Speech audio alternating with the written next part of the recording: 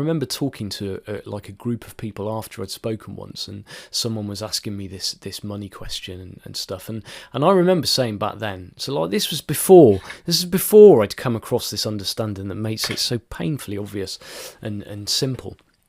And I remember saying then, it's like, no, your security doesn't come from the stuff you have, and it doesn't come from your environment. You kind of like, you foster an internal security. And I remember, feeling quite strongly about it. I couldn't really explain it back then. But I remember feeling it quite clearly.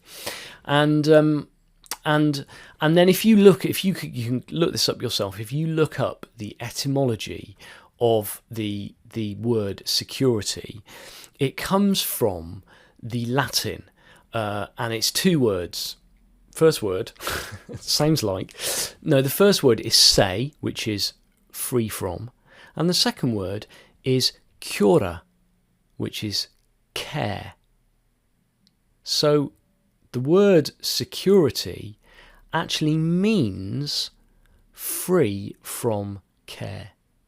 Free from care. Somehow we've mangled that over time to think that security means having a whole load of money in a bank account.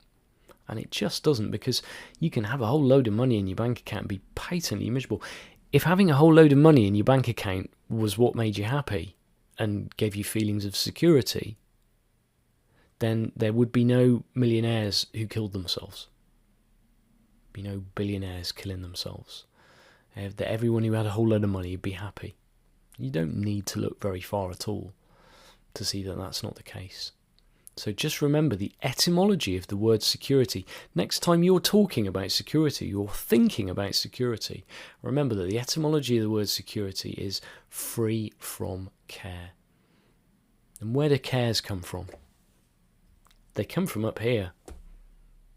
So security means having a quiet mind. And a quiet mind, from experience, comes from seeing this, that we are living in the feeling of thought taking form moment to moment.